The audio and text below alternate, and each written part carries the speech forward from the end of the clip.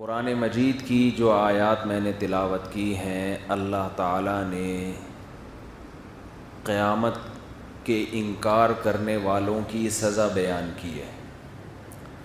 فَأَمَّا ثَمُودُ فَأُهْلِكُوا بِالطَّاغِيَةِ، قوم سمود نے قیامت کے وجود کا انکار کیا، ان کو ہلاک کر دیا گیا ایک زوردار آواز سے۔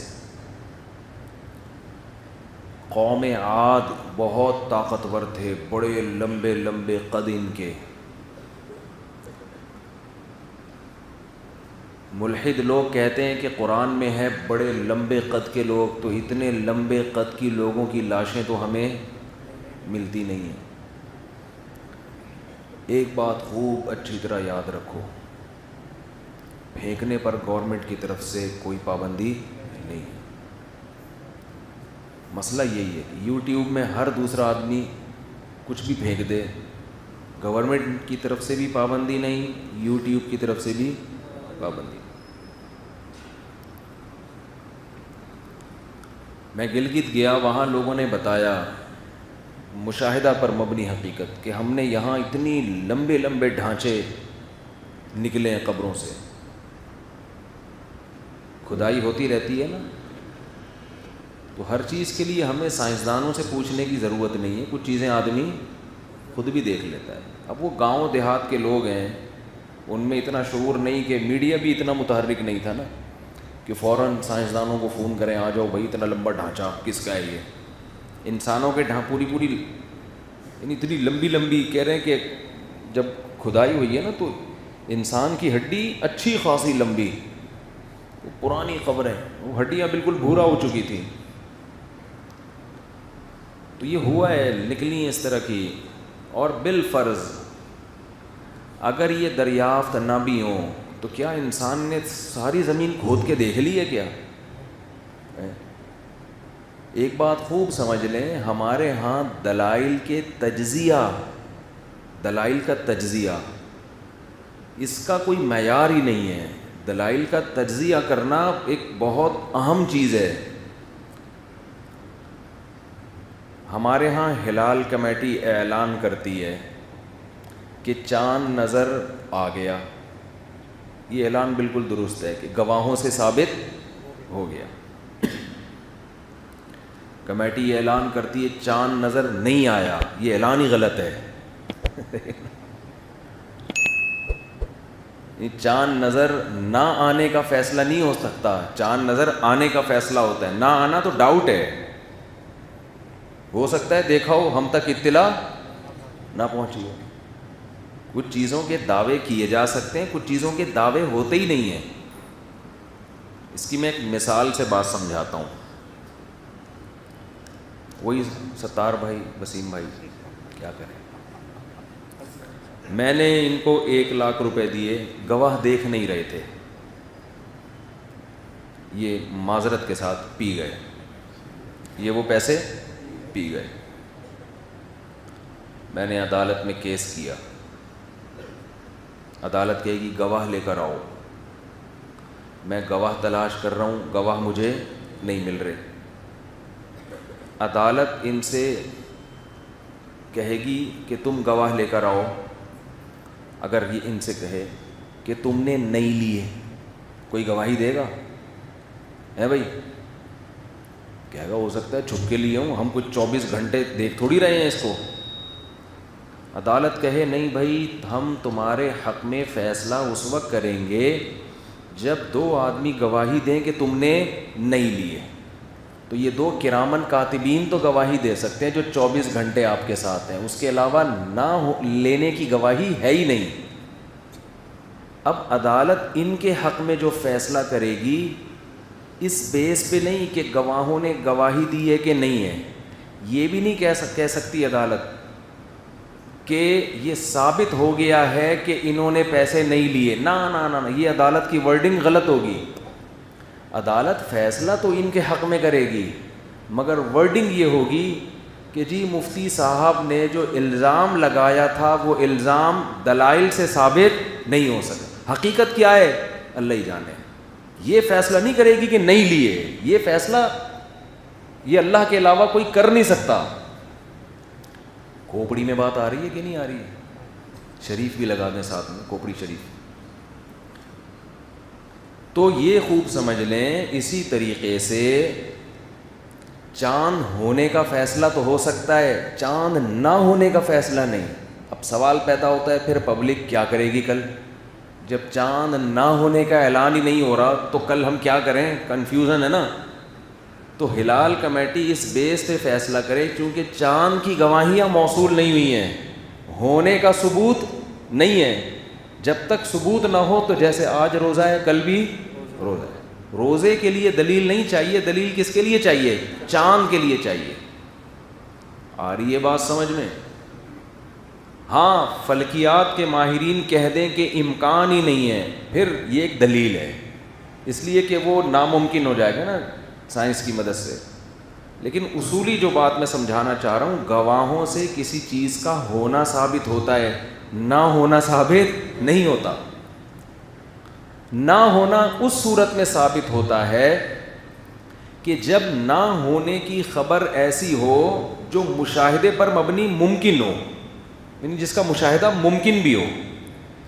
جیسے انہوں نے مجھ سے 1,00,000 روپے لیے, پی گئے. اب اس میں یہ کہنا کہ انہوں نے نہیں لیے, اس کی گواہی کوئی بھی نہیں دے گا. وہی دے گا جو 24 گھنٹے ان کے سر پہ مسلط ہو. لیکن اگر میں اسپیسیفک ٹائم بتا دیتا ہوں کہ ہفتے کے دن 12:05 پہ میں نے ان کو 1,00,000 دیے تھے, 48 گھنٹوں کا ٹائم دیا تھا کہ 48 گھنٹے بعد یہ واپس کر دیں. اب تو عدت 48 گھنٹے کی نہ ہو جائے خواتین کی. یہ 48 گھنٹے اتنے مشہور ہو گئے ہیں. وہ ہمارے ایک دوست میں کبھی کراچی اترا نا جب, تو ہمارے ایک دوست نے کہا کہ مفتی صاحب میں آپ کو کب سے تلاش کر رہا ہوں. میں نے کہا 48 گھنٹے کا ٹائم ہے بھائی, 48 گھنٹے میں رابطہ کرو گے تو میں آ جاؤں گا. میں نے دعویٰ کیا کہ میں ہفتے کے دن 12:05 میں ان کو میں نے 1,00,000 روپے دیے تھے, یہ میں نے دعویٰ کیا. اب 2 آدمی گواہی یہ دے رہے ہیں کہ 12:05 پہ یہ تو جاپان میں ہمارے ساتھ بیٹھے ہوئے تھے, اور مفتی صاحب دعویٰ کر رہے ہیں کہ میں نے براہ راست ان کے ہاتھ میں پیسے پکڑائے ہیں. اب گواہی دینا کیا ہوگا؟ نفی کی گواہی بھی درست ہو جائے گی. بھائی ہم یقین سے کہتے ہیں کہ نہیں لیے, کیونکہ یہ تو ہمارے ساتھ بیٹھے ہوئے تھے. ہاں اکاؤنٹ میں ٹرانسفر کیے ہوں تو الگ بات ہے, لیکن دعویٰ کرنے والے نے یہ کہا ہے کہ میں نے براہ راست پکڑائے. اب یہاں گواہی کیا ہو جائے گی؟ بولتے کیوں نہیں؟ ٹھیک. تو نفی پہ اصول یہ ہے کہ گواہی بنتی نہیں ہے, دلیل بنتی نہیں ہے. دلیل کسی چیز کے ہونے کے دیے جاتے ہیں, نہ ہونے کے نہیں دیے جاتے. ہائی لائٹ اس چیز کو کیا جاتا ہے جو ہوتی ہے, جو نہیں ہوتی اس کو ہائی لائٹ نہیں کیا جاتا. موضوع تو نہیں ہے لیکن درمیان میں ایک اصول آ گیا ہے, تو ایک چھوٹی سی بات سمجھا دوں. یہ جو ہمارے اہل حدیث حضرات کہتے ہیں کہ رفع الیدین کرنے کی حدیثیں زیادہ ہیں, نہ کرنے کی کم ہیں. کرنے کی زیادہ اس کی علامت نہیں ہے کہ نبی نے زیادہ نمازیں رفع الیدین سے پڑھی ہیں, یہ اس کی علامت نہیں ہے. جب کیا تو اس کو بیان کیا گیا ہے, نہیں کیا گیا تو اس کو بیان نہیں کیا گیا, تو اس لیے کرنے کی زیادہ ہیں. ورنہ اگر نبی کا عمل زیادہ تر رفع الیدین والی نماز کا ہوتا تو صحابہ میں اکثریت رفع الیدین کے قائل ہوتی. جبکہ امام بخاری کے شاگرد امام ترمذی نے لکھا ہے کہ صحابہ میں بہت سے اہل علم, صحابہ اور تابعین رفع الیدین نہ کرنے کے قائل تھے. یہ ٹاپک نہیں ہے, یہ کوئی اتنا بڑا ایشو ہے نہیں, یہ تو درمیان میں ایک علمی بات پارسل کرنے میں گورنمنٹ کی طرف سے کوئی پابندی نہیں ہے. ہمارے تو یہ مسائل ہی نہیں ہے رفع الیدین, اور یہ تو لوگوں نے ان کو چڑھایا ہوا ہے. میں جو دیوبندی علماء دیوبند کا دفاع کرتا ہوں نا, دیوبندیت کو فروغ دینے کے لیے نہیں. لوگ کہتے ہیں مسلک کا دفاع, مسلک کا دفاع.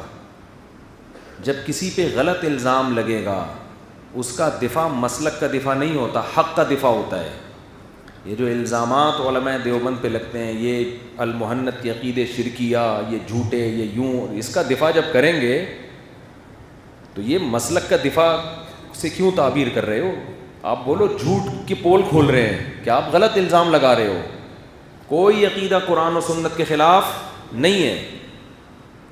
اگر ہمیں مسلک کو پروموٹ کرنا مقصد ہوتا تو ہم ہر جگہ اپنے نام کے ساتھ دیوبندیت لگاتے. تبلیغی جماعتیں جب 6 نمبر میں دیوبندی کا ذکر بھی کرتی کہ نہیں کرتی؟ تبلیغی جماعت پوری دنیا میں 6 نمبر بیان کر رہی ہے, اس میں دیوبند کا لفظ کہیں ہے؟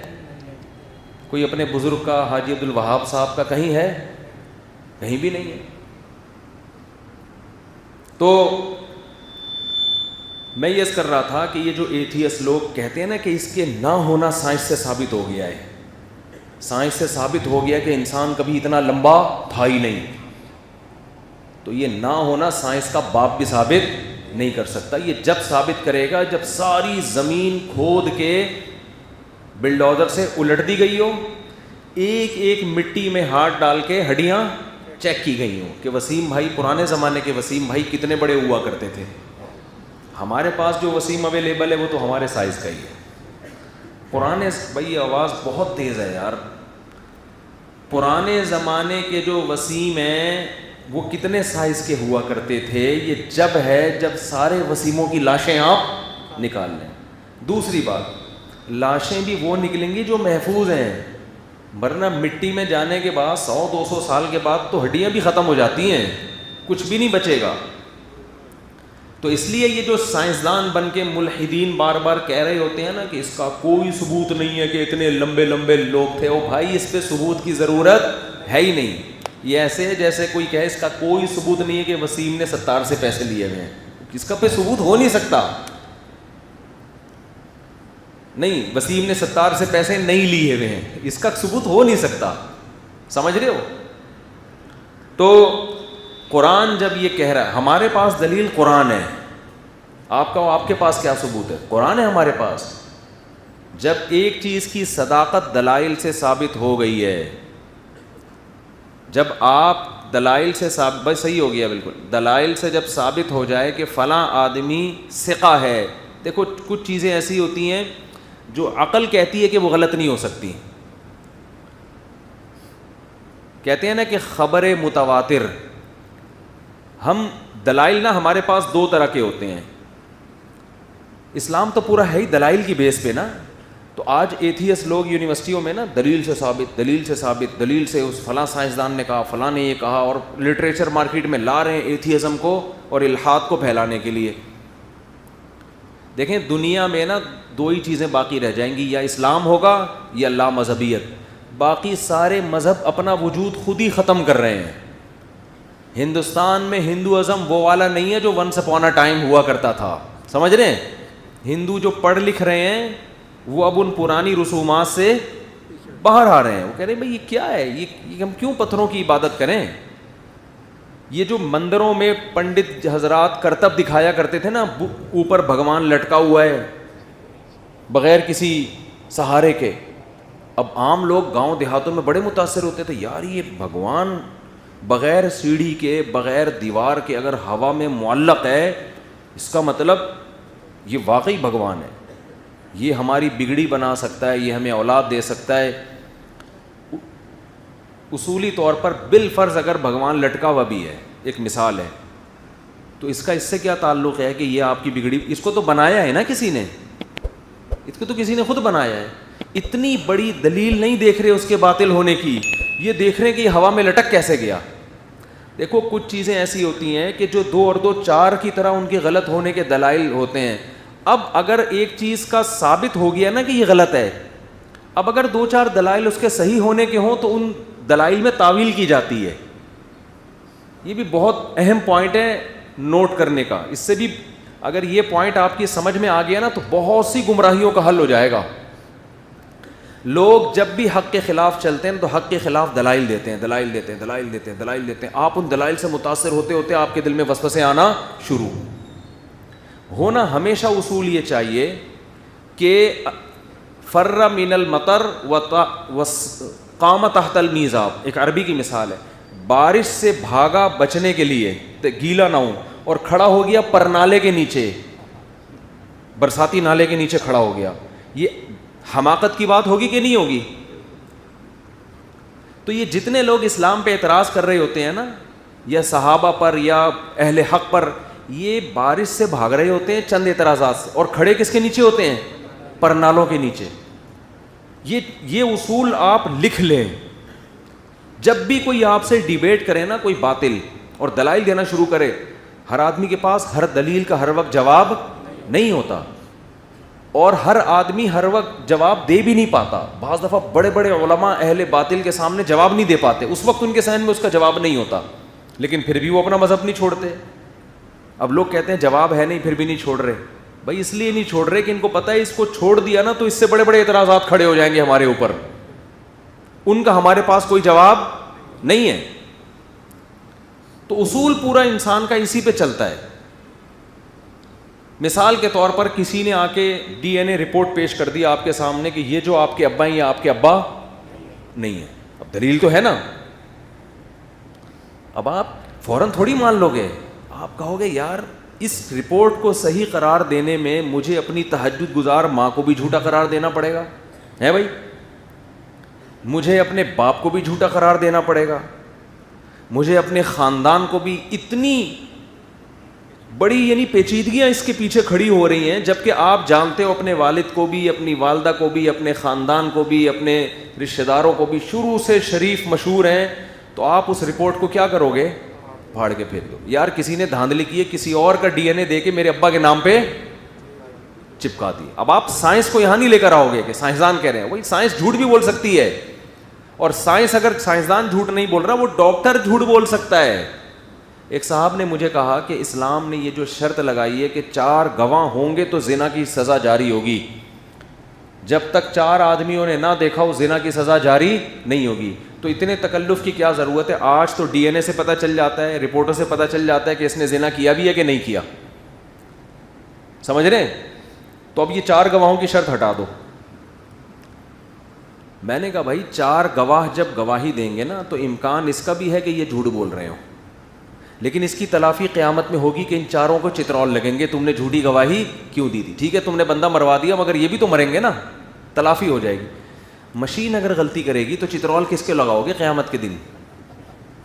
اسلام کا ایک سیدھا سادہ اصول ہے بھائی، زنا کی سزا میں میڈیکل رپورٹ سے ثابت نہیں ہوگی، بندوں نے دیکھا ہو. میڈیکل رپورٹ میں مشین غلطی کر سکتی ہے، آپ کہہ سکتے ہو مشین نہیں غلطی کرے گی. ایسی ہے کہ مشینیں آ گئی ہیں امریکہ سے، وہ غلطی کرتی نہیں ہیں. کوئی بھی لیبارٹری میں ٹیسٹ ہوتا ہے نا کہ زنا ہوا ہے کہ نہیں ہوا، وہ جو رپورٹ بنانے والا ہے وہ کیا کر سکتا ہے؟ دھاندلی کر سکتا ہے.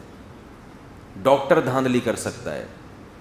تو وہ ایک پٹے گا جھوٹ بول کے، ایک آدمی پٹے گا، اور اللہ اس کے بدلے میں کتنوں کو پٹوانا چاہ رہے ہیں؟ 4 کو. بہت ساری شریعت کی حکمتیں ہیں جو ہمیں سمجھ میں نہیں آتی. غور کرو گے تو راز کھلتے ہیں کہ یار اسلام نے ایک نظام بنایا، سسٹم بنایا ہے کہ بندے فزیکلی اپنے اوپر ایک ذمہ داری لیں. اور یہ لینا بہت ایک اہم پوائنٹ اس میں یہ بھی ہے کہ جب بندہ بندے کے خلاف گواہی دیتا ہے 100 دفعہ سوچتا ہے. رپورٹ تیار کرنے میں اتنا نہیں سوچتا. عدالت میں جا کے جب گواہی دے گا نا، میں اللہ کو حاضر ناظر جان کے اللہ کے نام پہ گواہی دیتا ہوں کہ اس کو میں نے زنا کرتے ہوئے دیکھا، اس کا ایک روب ہوتا ہے. اور رپورٹیں پیسے دے کے 2 منٹ میں بنتی ہیں.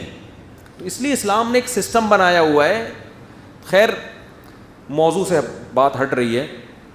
تو ایک بات خوب اچھی طرح سمجھ لیں کہ جب بھی کوئی دلیل دے تو فوراً متاثر نہ ہو جایا کریں. یہ سوچا کریں اگر میں اس کی بات مانوں گا تو اس سے بڑے دلائل کا سامنا تو نہیں کرنا پڑے گا کہیں مجھے. اور آج یہی ہو رہا ہے. جو لوگ اسلام کے خلاف دلائل دیتے ہیں نا، ابھی ایک ملحد کا میں نے ایک مثال دی تھی کہ اس نے موبائل ہاتھ میں نکال کے دکھایا اور اس نے کہا قرآن یہ کہتا ہے کہ اس کائنات کو میں نے بنایا. تو ہم خدا کے اس دعوے کو جو اللہ ہے نا، جو اپنے آپ کو کہہ رہے ہیں، ہم کیسے مان لیں؟ آگے کہنے لگا اگر کوئی بھی اٹھ کے یہ کہے کہ یہ موبائل میں نے بنایا ہے تو کیا ہم مان لیں گے تو نے بنایا ہے بھائی؟ اب یہ بڑا زبردست، بظاہر بڑا زبردست اعتراض ہے کہ یار اللہ نے کہہ دیا میں نے کائنات کو بنایا تو مان لیں گے اللہ نے بنایا ہے بھائی.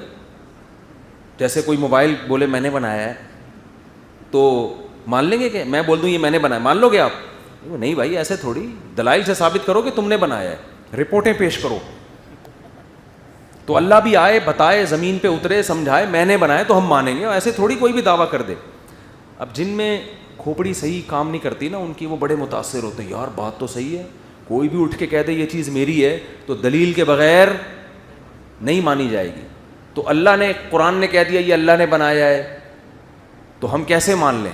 جب وہ آیت پڑھ رہا تھا نا قرآن کی اور ترجمہ کر رہا تھا ملحد, ان فی ذلک لآیات لقوم یتفکرون, اللہ نے قرآن میں مثالیں دی, اتنی بڑی کائنات, دن اور رات کا اختلاف اور دن اور رات کا بدلنا, اس میں بڑی بڑی نشانیاں ہیں ان لوگوں کے لیے جو غور و فکر سے کام لیتے ہیں. میں نے کہا یہ آیت اتنی وجد والی آیت ہے نا, اسے سن کے مزہ آ رہا ہے, کتنا بڑا ثبوت دے رہا ہے اللہ تعالیٰ.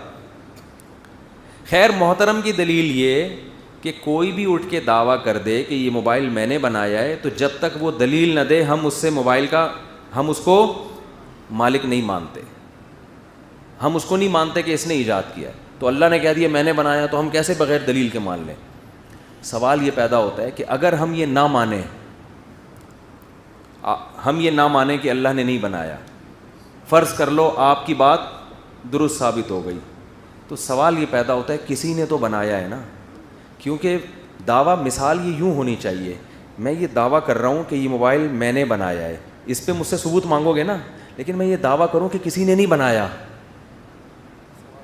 میں یہ دعویٰ کروں کہ کسی نے نہیں بنایا, مان لو گے یہ دعویٰ؟ کوئی ایتھیسٹ بھی نہیں مانے گا. آپ خدا کا, اللہ کا انکار کر کے کہ اللہ نے نہیں بنایا, اس سے آپ ثابت یہ کرنا چاہ رہے ہو کہ کسی نے بھی نہیں بنایا. ایک چھوٹا سا اس کائنات میں یہ موبائل خود سے نہیں بن سکتا, جن چیزوں سے یہ موبائل بنا ہے, جن دماغوں نے اس موبائل کو بنایا ہے, وہ آٹومیٹیکلی خود سے کیسے بن گئے؟ اس اشکال کا جواب پی جائیں گے بڑے ٹھنڈے پیٹوں ہیں بھائی, ڈکار لے کے نا ایسا بھننے بن گئے, اس کا کوئی جواب ہی نہیں. آپ کو بحث یہ اٹھانی چاہیے کہ بھائی کوئی اس کا مدعی نہیں ہے, دعوے دار نہیں ہے, تو یہ خود سے بنا ہے, کوئی دعویٰ نہیں کر رہا, لہذا یہ کوئی بھی نہیں مانے گا کہ بھائی یہ نہیں ہو سکتا, اتنی بڑی کائنات کیسے خود سے بن گئی.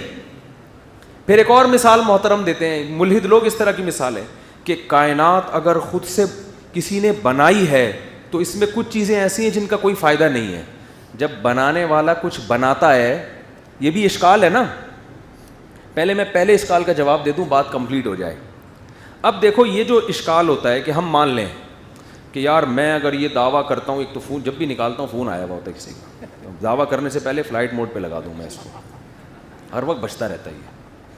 میں اگر یہ دعویٰ کروں کہ میں نے بنایا ہے تو آپ اس پر یقیناً مجھ سے دلیل مانگیں گے, لیکن آپ اس سے ثابت کیا کرنا چاہ رہے ہیں کہ ہم یہ مان لیں کہ اس کائنات کو کسی نے نہیں بنایا؟ ایسا نہیں ہو سکتا. ابھی بات یہ چل رہی ہے کہ اس کائنات کو کسی نے بنایا, اللہ تو بعد میں, اللہ پہ ڈسکشن تو ہم بعد میں کریں گے, پہلے یہ تو ثابت کرو. جیسے مرزا غلام احمد قادیانی کو ہم کہتے ہیں, ان کے فالوورز کو, پہلے اس کا شریف انسان ہونا ثابت کرو, نبوت اگلا اسٹیپ ہے, سمجھ رہے نا آپ, اگلے اسٹیپ پہ آ رہے ہو, پہلے شرافت ثابت ہوگی. جیسے نبی صلی اللہ علیہ وسلم نے پہلے اپنا کیریکٹر پیش کیا ہے 40 سال کے بعد, کہ میں اگر کہوں کہ احد کا پہاڑ کے پیچھے سے لشکر آ رہا ہے تو مان لو گے؟ سب نے کہا آپ صادق امین ہیں, کوئی خیانت نہیں دیکھی ہم نے آپ میں کبھی. کیریکٹر کا صحیح ہونا ثابت کیا, نبوت اگلی چیز ہے. تو بھائی آپ پہلے یہ تو مانو کہ اس موبائل کو جیسے یہ خود سے نہیں بن سکتا, یہ کائنات بھی خود سے نہیں بن سکتی, اگلا اسٹیپ اللہ پھر ہم خود کر لیں گے. کہ گھننے ہوتے ہیں جتنے اہل باطل ہے نا, میں اللہ کی قسم اٹھا کے کہہ سکتا ہوں کہ ان کے پاس لفاظی کے سوا کچھ نہیں ہوتا. سب اس میں جو اہل حق کے علماء کے خلاف بولتے ہیں وہ بھی, جو حضرت معاویہ کے خلاف بولتے ہیں وہ بھی, لفاظی کے سوا کچھ بھی نہیں ہے, گھماتے ہیں باتوں کو. جو المہند المفند کے خلاف بولتے ہیں ان کے پاس بھی لفاظی ہے. کچھ تو ان میں بیچارے ایسے ہیں جن کے پاس دلائل نہیں, دیکھے نہیں, کم علمی کی وجہ سے وہ متاثر ہو گئے, ان کے کو دلیل علم نہیں ہے ان کے پاس, تو اس لیے متاثر ہو گئے. تو وہ دلائل دے رہے ہیں اللہ کی فضیلت کے اور فٹ کر رہے ہیں عرش کے اوپر جو اللہ نہیں ہے. ہم خیر اب یہ عرش والا موضوع پھر کلپ بنا دیتے ہیں لوگ, اس کو تو میں اب ڈیٹیل سے بناؤں گا انشاءاللہ بیٹھ کے. تو پہلی بات تو یہ ہے کہ بات یہ ہوگی کہ اللہ کوئی کائنات کو بنانے والا ہے یا نہیں ہے. پھر ہم آپ سے کہیں گے کہ جب یہ موبائل خود سے نہیں بن سکتا تو یہ کائنات خود سے کیسے بن سکتی؟ رہا یہ مسئلہ کہ جو بھی دعویٰ کرے میں نے بنائی ہے تو ہم کیسے مان لیں؟ ہم اس لیے مانیں گے کہ جب کوئی مشین بنتی ہے اور کوئی آ کے دعویٰ کرے کہ میں نے بنائی ہے اور اس کو ہم نے دیکھا نہ ہو تو ہم انتظار کرتے ہیں کوئی دوسرا دعویٰ کرے گا تو ہم دیکھیں گے ان دونوں میں صحیح کون ہے. اگر دوسرا 6 مہینے 6 ارب سال میں بھی دعویٰ نہیں کر رہا, اس کے مزاحم میں آ کے کھڑا نہیں ہو رہا, اس کا مطلب جو مدعی ہے وہ کیا ہے؟ فقہا نے لکھا ہے کہ اگر کوئی گمشدہ بچہ کہیں مل جائے نا کسی کو, تو کوئی بھی دعویٰ نہیں کر رہا میرا ہے, تو جو آدمی کہے گا نا میرا بیٹا ہے, جب تک اس کے خلاف کوئی اور نہیں آئے گا ہم اسی کو اس کا باپ سمجھیں گے. مزاحمت میں کوئی اور دوسرا نہیں ہے, اصول ہے یہ.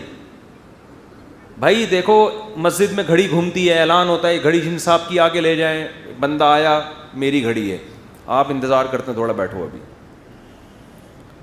کچھ نشانیاں تو بتائی جاتی ہیں, ایک بڑی سوئی ایک چھوٹی سوئی ہے, یہ ہے کچھ اس نے نشانیاں بتا دیں, لیکن ضروری تو نہیں ہے نا, وہ نشانیاں تکے میں صحیح بھی ہو سکتی ہیں غلط بھی ہو سکتی ہیں, ہو سکتا ہے اتفاق سے کیا نکلیں وہ صحیح نکلیں, ہاں بھائی سوئیوں والی گھڑی ہے, یا اس نے کہیں چپکے سے تھوڑی گھڑی دیکھ لی تھی, نشانیاں بتا دیں. اب آپ بیٹھے ہوئے صرف نشانیاں بتانا کافی نہیں ہوتا, ممکن ہے آپ نے وہ گھڑی گھما کے دکھا دی ہو لوگوں کو.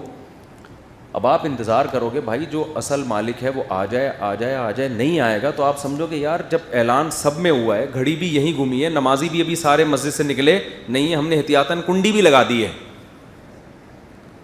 تو اب اس کا مطلب یہ سچ کہہ رہا ہے. کیونکہ اگر یہ جھوٹ کہتا تو کوئی تو کھڑا ہوتا نا. اگر اللہ نے اس کائنات کو نہیں بنایا تو آدم علیہ السلام, موسیٰ علیہ السلام, ابراہیم علیہ السلام, 4000 سال 10,000 سال سے زیادہ پیغمبروں کا سلسلہ ہے. اللہ اعلان کر رہا ہے میں نے بنایا, میں نے, تو جو سچی مچی کا خدا ہے وہ آ کے ایک بیان دے دے نا, 48 گھنٹوں کے اندر ایک ریکارڈ کروا دے کہ میں نے بنایا ہے. اس کے پاس 48 گھنٹے نہیں 48 ارب سال ہیں اس جھوٹے خدا کے پاس, کہ وہ آ کے کہہ دے کہ یہ غلط والا ہے صحیح والا کون ہے. وہ 48 گھنٹے نہیں 48 ارب سال گزر گئے. وہ جو سچی مچی کا خدا ہے وہ مارکیٹ سے شارٹ ہے, تو اس پہ بولنے پر کوئی سچی خدا پر کوئی پابندی لگی ہوئی ہے بھائی؟ وہ زمین پہ اتر جائے, وہ فرشتے بھیج دے, وہ کچھ بھی کر کے بتا سکتا ہے. بھائی یہ قرآن میں جو خدا ہے جو انٹروڈکشن کروا رہا ہے مسلمانوں کا, اللہ یہ نہیں ہے بھائی, اصل اللہ تو میں ہوں. وہ بولتا کیوں نہیں ہے؟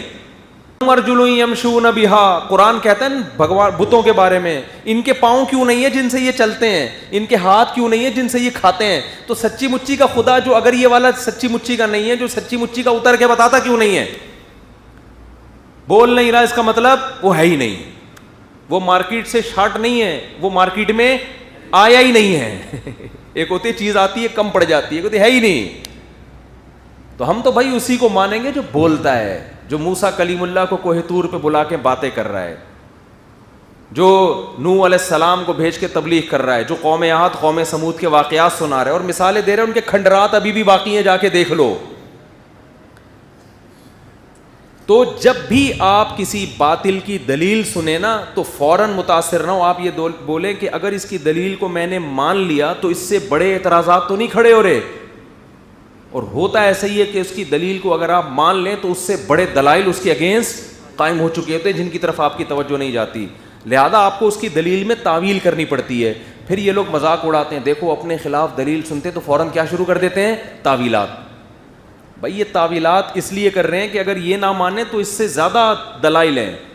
اس میں ایک اور خوب بات چل پڑی ہے, تو میں پہلے میں ایک مثال دے دوں پھر اس طرف آتا ہوں. میں ایک ملحد نے یہ اعتراض کیا کہ اس کائنات میں بہت سی چیزیں ایسی ہیں جن کی کوئی لاجک نہیں ہے, کوئی وجہ نہیں ہے, تو یہ جو بھی اتفاق سے کچھ چیزیں بنتی ہیں بھائی ایسا ہی ہو گئی نا, تو اس میں مینجمنٹ نہیں ہوتی نا, وہ ایسے ہی ہو گئی. وہ تو اگر کسی نے بنائی ہوتی تو ایک چیز بھی بیکار پیدا نہ کی ہوتی.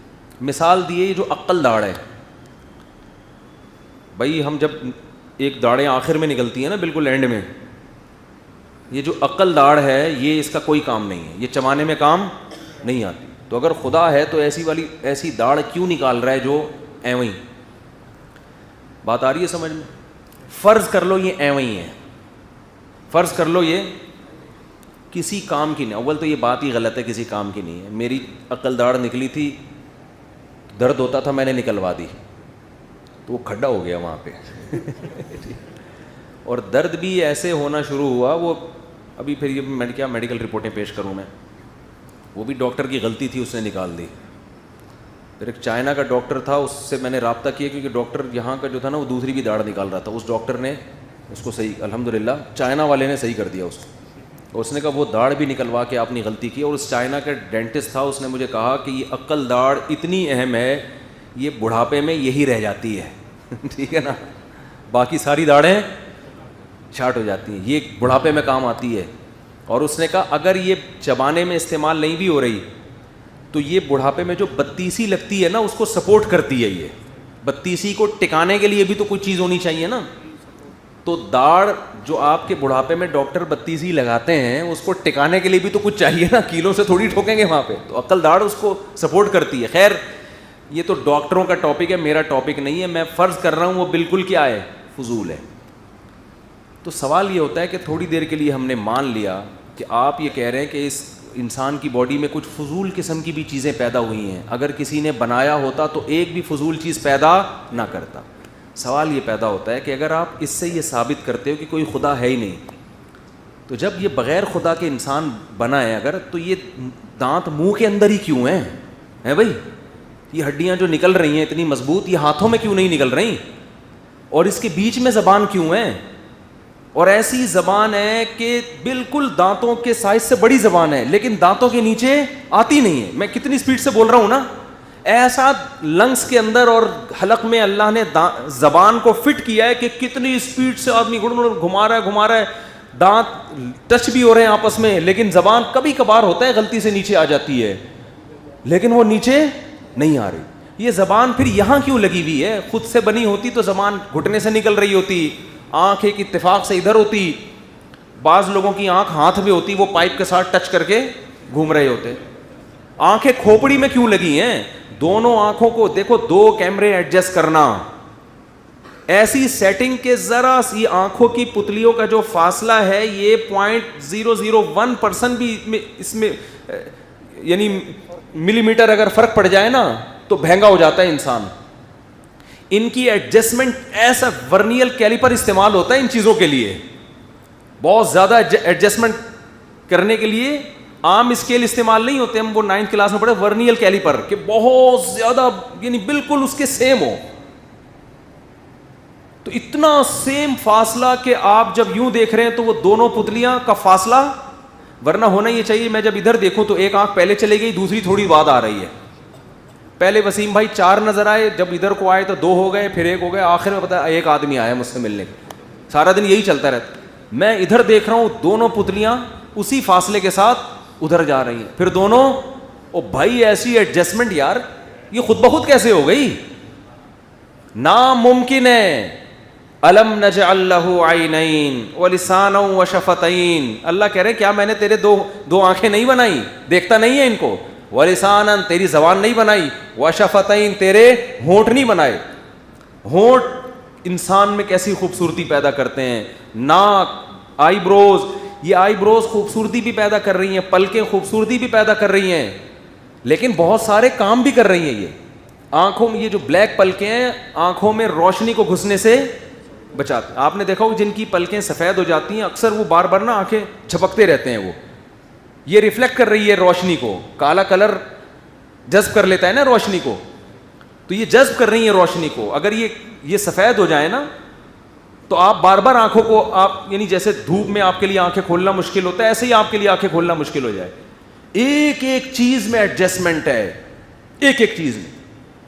وہ کہتے ہیں جی یہ جو ایک آنت ہوتی ہے نا اپینڈکس کی آنت جو درد ہو جاتا ہے یہ اہم ہی ہے.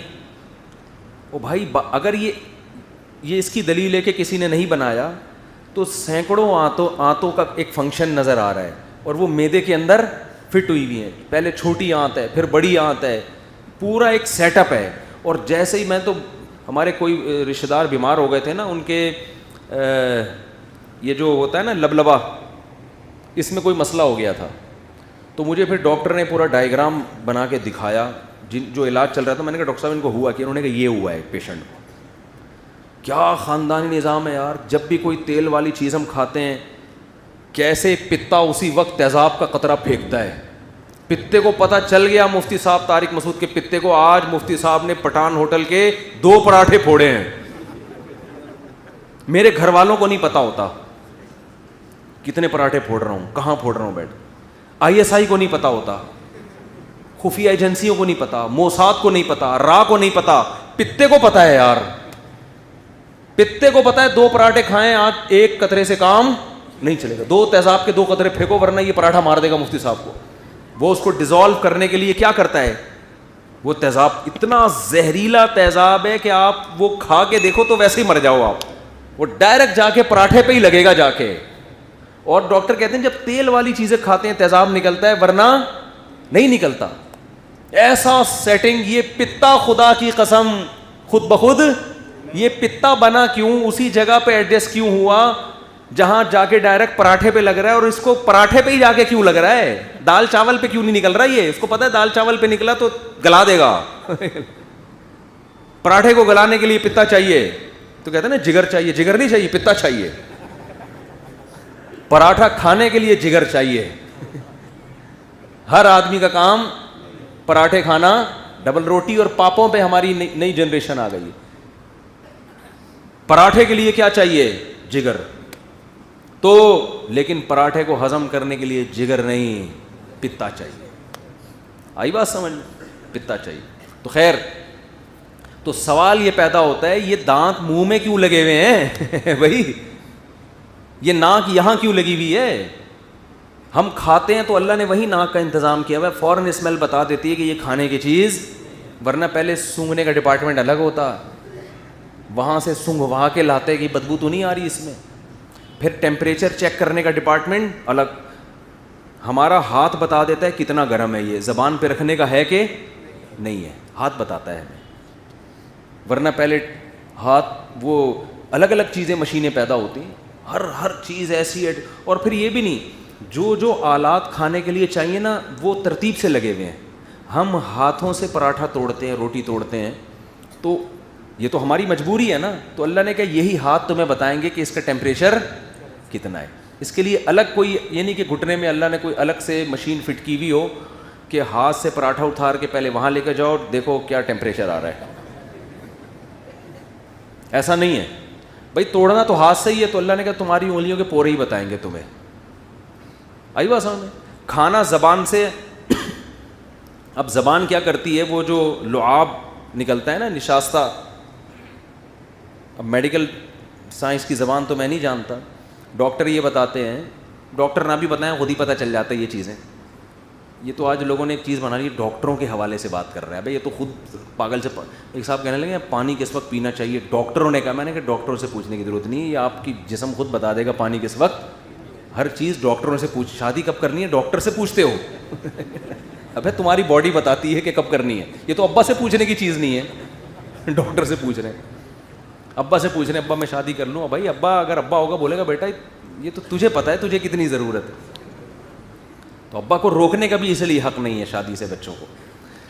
تو اب دیکھو کہ ہم زبان جو ہے وہی کیا اسی نے نکالنا ہے نا, کہ وہ لعاب جو نکلے گا جو ہضم کرے گا, لعاب شامل ہوتا رہتا ہے نا یہاں سے, تو وہی زبان آپ کو یہ بھی بتائے گی کہ کڑوا ہے میٹھا ہے, تاکہ اس چبانے کے پروسیس کے دوران کھانے کے مزے بھی آپ ساتھ ساتھ لیتے رہو. یعنی دانت چبا بھی رہے ہیں, یہ ضروری ہے چبانا, زبان تھوک نکال کے اس کھانے کو ہضم کرنے کا ذریعہ بھی بن رہی, یہ بھی ضروری تھا. اب یہ نہیں ہے کہ لذت کا ڈپارٹمنٹ الگ ہو, پراٹھا مزے کا کتنا ہے, بریانی مزے کی کتنی ہے, وہ الگ پارٹ ہو جو وہاں رکھو پراٹھے کو تھوڑی دیر مزہ آ رہا ہے, واہ واہ واہ کیا مزے کا پراٹھا ہے, اب کھا لو اس کو. کیا خیال ہے بھائی, بریانی کتنی خوشبودار ہے. بریانی کی خوشبو بتانے کے لیے یہاں پیچھے سے ایک چیز نکلی ہوئی ہے نل کی, تو پہلے بریانی کو وہاں لاؤ خوشبو, واہ یار بڑی مزے کی بریانی, ہاں بھائی خوشبو پاس ہو گئی بہت مزہ آ رہا ہے, اب نکالو بریانی کو الگ سے, اب چبا کے نا نا نا نا جیسے یہاں لے کے جاؤ گے ناک بتائے گی واہ واہ واہ بھائی بڑا مزہ آ رہا ہے بھائی. 15 مسالوں سے تیار کردہ, قیمت صرف 5 روپے. وہ دیکھ لے کے گھومتا تھا یہاں 15 مسالوں سے. یہ 2006 کی بات ہے, نیو کراچی میں رہتا تھا تو روزانہ گھومتا تھا ریڈی پہ نا, 15 مسالوں سے. میں لیتا ہی نہیں تھا کہ 5 روپے کی کیا ہوگا یار وہ. بار بار نا 15 مسالوں نہیں 16 مسالوں سے تیار کردہ, قیمت صرف 5 روپے. میں نے کہا یار روز گزرتا ہے, ایک دن ٹرائی کرو نا.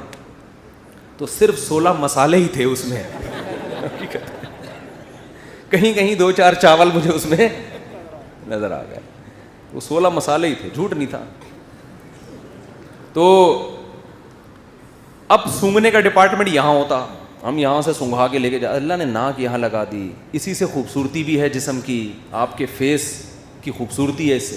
ایک پارٹ سے درجنوں کام لیے جا رہے ہیں. تو وہ کام ایک ہی, آپ کی ناک سونگھنے کا کام بھی دے رہی ہے, آپ کی چہرے میں بیوٹی کا کام بھی دے رہی ہے, آپ کی آنکھیں خوبصورتی کا کام بھی آنکھوں پہ تو کتنی شاعری ہوتی ہے. شاعروں کے ساری محبوبہ کی شاعری آنکھوں سے شروع ہو کے آنکھوں پہ ختم. حالانکہ آنکھ سیٹنگ کے لیے پیدا نہیں کی ہے, عاشقوں کو پھنسانے کے لیے پیدا نہیں کی ہے, دیکھنے کے لیے پیدا کی ہے. لیکن ہمارا رب یہ آنکھیں ہمارے ہاتھ میں بھی لگا سکتا تھا, ہم یوں کر کے دیکھتے.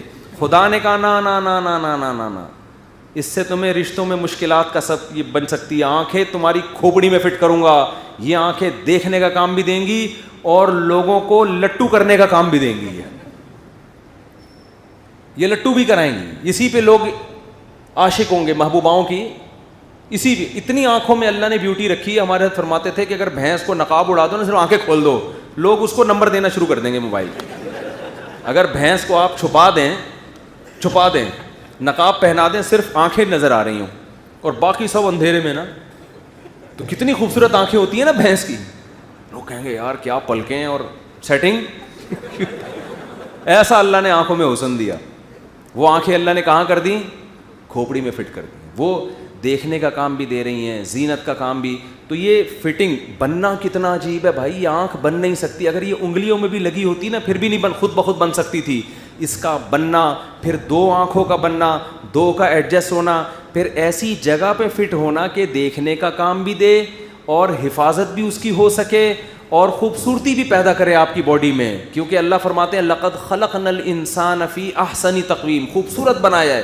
خوبصورتی کا کام بھی, پھر آئی بروز, پھر اس کے اوپر پلکوں کا سجانا.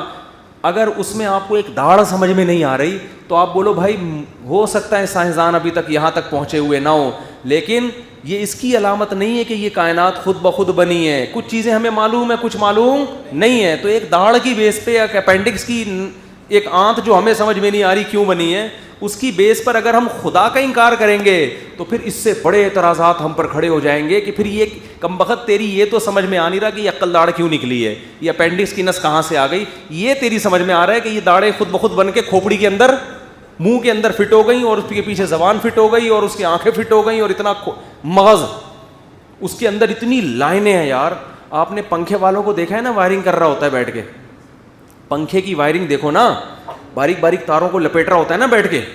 کبھی خود ہی لپٹی ہیں پنکھے کی تاریں؟ پنکھے کی تاروں کا کی لپٹنا اتنا عجیب نہیں ہے جتنا ہمارے مغز میں جو لائنیں بچھی ہوئی ہیں. یہ پوری لائنیں جن میں بلڈ سرکولیٹ کرتا ہے, بلڈ چلتا ہے, اتنی سی لائن ذرا سی بلاک ہو جائے, دیکھو جو باریک پائپ ہوتا ہے اس کے بلاکیج کا امکان بھی بہت زیادہ ہوتا ہے. اتنے آپ کو کوئی بہت باریک پائپ لے کر آیا, بولو بھائی یہ تو تھوڑی ایک دفعہ پانی گزاروں گا کائی جم جائے گی, فوراً یہ بند ہو جائے گا. خدا نے اتنی باریک لائنیں, پائپ لائنیں بچھائی ہیں, کہتے ہیں یہاں سے لے کے جاؤ چاند سے گھما کے زمین پہ لے آؤ ان کو, اتنی بڑی ہیں. اور ان لائنوں کو فٹ کر کے ایسا فٹ کیا کہ ایک لائن دوسری لائن میں گھس بھی نہیں رہی ہے, اور فٹ کر کے ہماری کھوپڑی میں فٹ کر دیا اور اس کے اوپر ایک مضبوط خول چڑھا دیا. اگر یہ کائنات خود سے بنی ہوتی, کھوپڑی میں کھوپڑی اتنی مضبوط نہ ہوتی. دماغ پہ کتنی چوٹیں لگتی ہیں, گیند آ کے لگ گئی, پتھر آ کے لگا, لیکن مغز تک نہیں پہنچتا. وجہ کیا ہے؟ یہ ایک ہیلمٹ ہے جو اللہ نے آٹومیٹک ہیلمٹ ہماری بنا دیا ہے. اب ہم دوسرا جو ہیلمٹ پہنتے ہیں نا, وہ اس ہیلمٹ کو بچانے کے لیے پہنتے ہیں. تو ایک آدمی جوتوں کی دکان پہ گیا نا بیوی کا سینڈل لینے کے لیے, تو چیک کر کے دیکھ رہا ہے یوں کر کے کتنا زور سے لگتا ہے. اس نے کہا یہ کیا کر رہا ہے؟ کہہ رہا ہے لگے گا تو مجھے ہی نا بعد میں, تو میں یہ بھی دیکھتا ہوں. تو کیسا عجیب نظام ہے. تو ان سے سوال یہ کرو کہ بھائی اپینڈکس کی وجہ سے تو کہہ رہے خدا نہیں ہے, اور عقل داڑھ کا, اور بھی بہت سی کائنات میں ایسی چیزیں جو ہمیں نہیں پتہ. تو اب یہ نہیں کہ ہمیں اگر کسی چیز کا نہیں پتہ تو ہم ایسی باتیں شروع کر دیں کہ اس سے بڑے اعتراضات ہمارے اوپر شروع ہو جائیں. تو یہ بہت اہم پوائنٹ کی بات ہوتی ہے. اسی میں ایک اور مسئلہ میں آپ کا